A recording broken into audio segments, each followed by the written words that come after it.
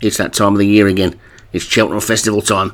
It's day one of the Cheltenham Festival. Day one in the SO world is the best day by far because all 13 races are from Prestbury Park. We've got the Champion Hurdle and the Queen Mother, plus a whole host of other brilliant races to look forward to today. And what we're going to do now is we're going to hear from Stu Gray, and then a little bit later on we'll be hearing from Paul Parsons to see what they think are the horses that are most likely to be passing that winning post first. G'day fellow trainers, it's your favourite Aussie-based commentator coming to you live from Perth, Western Australia, with my take on day one of the Cheltenham Festival. First up, of course, is the Supreme Novices Hurdle, and it's hard to look past My Charge Desert Mist. Comes in with good form, with 3 wins in the last 4 starts, and the going suits. Expecting danger to come from the David Hooley pair, First Home and Donny Bell, the top-rated Corridor of Power, while, of course, you can never count out Vinny or Josh. Outside place chances for Fine Melon and Irish Gem. Second race, the Arkle Norris Chase, is shaping up to be a Joshua Sutherland 1-2. Take your pick from either the Worm or the Slam. Outside chances for Grey Tricks, 6th Gear, and either of my 2, Buffalo River and Bucket List. The Ultima Handicap is next, for horses who aren't quite good enough or won't stay the trip for the Gold Cup. It would appear that the Widow will be carrying too much weight for Joshua Sutherland, so expect the winner to come from one of the bottom weights. Looks wide open, this one. Hard to really pick a winner. Big race of the day, of course, is the Champion Hurdle. That comes next. A large field this year of 17 runners. Top trainers, Joshua Sutherland, Vinnie Gerard and David Hooley all saddle 2 runners each. Take your pick from any of those, plus the top-rated Pollen Venezia. But for me, it's Fast Response, who I think will take home the crown. Race 5 is the Glenfarclas Handicap. A hit out for maybe some Grand National hopefuls. The field looks wide open, but expect Wasted Sunset for Martin Leadham and Seek and Destroy for David Hooley to be battling it out, with outside chances for Persian Tiger, Hot Springs Winds and Mezzotint. Next up is the David Nicholson Mares Hurdle, another one of the big hurdle races of the week, with Ace Queen and Cripple Creek Treat the top fancies. Plenty of chances outside of that, with Victory Coup and Futona the best of the rest. The Close Brothers Novices Handicap is another race that looks wide open. Like the chances of my horse Rough Draft, got his pulled up injury out of the way last week, although the ground could be against. Other top contenders are Stakeholder, Zara Dash, Crossguard Cadeau and Sensational Hills. Plenty of chances in the Neptune Investment Novices Hurdle. John Morgan's Wally Wombat tops the list and likes the going, while Josh's 2, Cause for Concern and Welcome to the Jungle, and the Daniel French Cardona Fleet will provide the main challenges. The RSA Novices Chase looks to be another with top chances for top trainer Joshua Sutherland as he saddles the Substitute and the Shuttle. David Hooley's CU is a consistent performer, as is stablemate Follow Your Dream, while John Morgan's Listen Timmy and My Scarlet Dawn will be in the mix too. This is shaping up to be quite a good race. The Coral Cup Handicap sees Horse of the Year contender Persian Princess going for a 7th win on the trot. Could well be the biggest certainty of the week. Outside chances for Meet Me at the Pub and Cripple Creek Logic with Beach Lady and Copper Comic also in with a chance. Seems to be a lot of the top 2.5 mile hurdlers are either in the David Nicholson Mares hurdle or are racing on day 2 at Far Hills in the Grand National hurdle. But for me, you can't go past Persian Princess. Big jumps race of the day is the Queen Mother Champion Chase, the standout being the Joshua Sutherland trained The Pretty Boy. He won't have it all his own way though, with the John Morgan pair Frosted Oats and Mrs. Bat looking to have very good chances.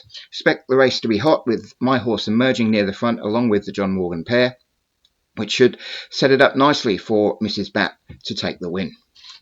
The year of the National Hunt Chase looks to be wide open. Stu Gray's Zoo City Girl is a consistent sort, who could lead home a commentary team 1-2 with Martin's Nicholas Silver in second. Final race of the day is the Fred Winter Juvenile Handicap Hurdle for those not good enough for the Triumph Hurdle later in the week. Not a lot of good form for any of these, so I'll back my horse Turn Me Loose for his maiden win ahead of the Daniel French trained Super Bowl. So best of luck to everyone, and I'll catch you tomorrow for more insights. Opener, Supreme Novice is going to be David Hooley for sure, and I'll go for first home. Arkle, probably Josh Sutherland's The Worm or The Slam. The Ultima, unfortunate, most of them are going to be running out the handicap here with the Widow in there. The Widow's not going to win off of top weight. The rest of them are going to be carrying 9 stone 12, so I'll go for John Morgan's Mr. Mulligan. Race 4, the Champion Hurdle. Again, bit of a bigger field here. There's a few down the bottom that you could look at, maybe Chieftain Maker of Derek Hinton's, but I would have thought it's either going to be Cripple Creek Skipping. See, we can't even get that right, and we comment all the time. Has got a good chance, and maybe fast response from David Hooley. Sorry, David, tipped up a couple of yours so far. Glenn Farkless, well, pretty wide open, but Persian Tiger for Darren Thompson will probably take that one. After that, we've got the David Nicholson Mares Victory Coup for Daniel French. Good luck. 7, Close Brothers Handicap Chase. A little bit more open here. I've got a couple of runners. Prince Lopez will be my favourite bottom weight, but he's up against some more decent stakeholder top weight for Daniel French. Probably not a top weight. Craig Beckwith Take Control. Always surprises at Cheltenham, but I'm going to go for Mind Your Head for Martin Leedham. Well done, Martin. Good luck in that one. The Neptunes follows, and it's Wally Wombat for John Morgan there. Race 9, the RSA. Going to go to one of Josh's horses, probably the Substitute or the Shuttle. I'd like to listen to Timmy to take it, but I think I'll go for the Shuttle to surprise everybody. Coral Cup's up. After that, small field, but you've got a 6-time winner here, running off 125, which is Daniel French's chaser, should I say. But that he's won the last, I think he's won 4 or 5 chases on the bounce. Started a Hunter chase a few weeks back after winning a hurdle and hasn't really stopped since. So only carrying 125 over this. Coral Cup win there for Daniel French for sure. Race 11 is the Champion Chase up next, over 2 miles. Going to be a David Hooley horse. People just didn't pick him. I'm going to go for Hilly Way. Surprise down the bottom of the field. Good luck to David on that one. National Hunt Chase is up next. That's over 4 miles in a very small field. I think it's a 120 handicap. I've got my own Zoo City Girl in here. But there's plenty of fallers. Victoria's Rackheath, the only one with a little bit of form, but it's an 11-year-old. I'm sure it will surprise. That win for Victoria's Rackheath was probably a Hunter. There's a big step up from a Hunter's Chase to this handicap. So either Pike's Thatch for David Rowerson, or maybe Daniel Garcia for Matt Cooper to surprise us all. Last race of the day is the Fred Winter. My 4-year-old's in here, Alfie Cotton.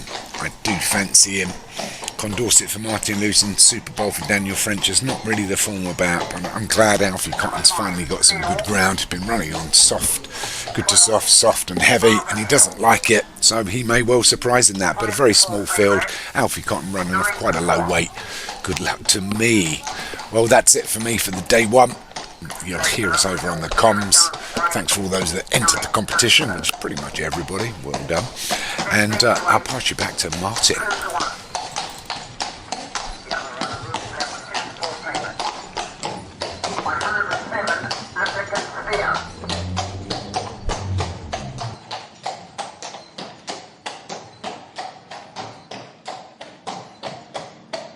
Okay, cheers for that, Stu. Right, this is what I think then. A quick run through what I'll be looking at on day one. The first race, of course, the Sky Bet Supreme Novices Hurdle. Always a great race to kick off. And this one looks pretty interesting. There's some horses with some decent looking form in there, but you might just overlook the top one if you're looking on Tom, because the horse at the top of the list on Tom is Corridor of Power for Daniel French.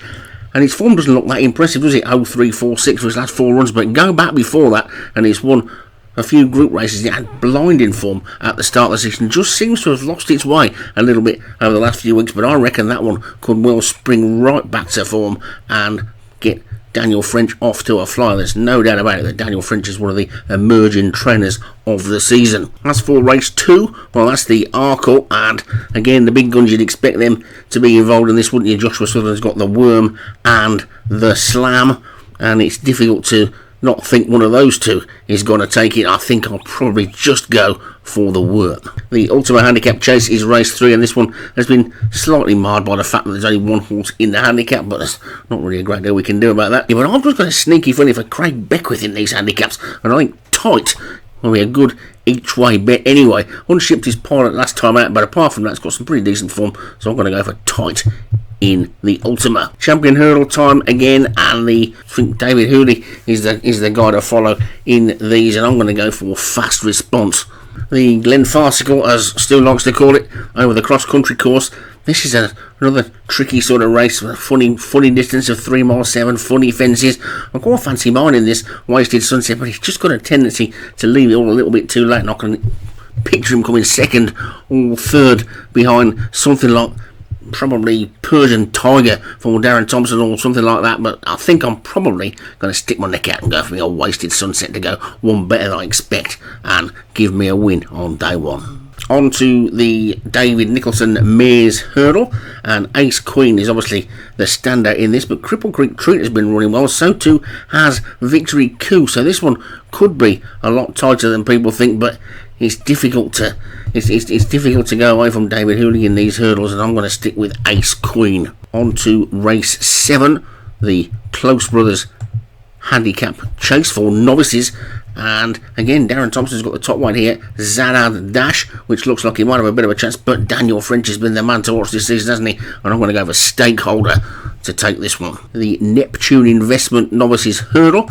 is next up, and Wally Wombat for John Morgan is the choice for me, simply because I remember the real Wally Wombat all those years ago. What a great horse he was. So Wally Wombat for John Morgan is going to take race 8 for me. Race 9 is the RSA Chase. This is a 3-mile novice chase. Next year's Gold Cup horses, maybe. So we were looking at Joshua Sutherland with things like the Substitute and the Shuttle.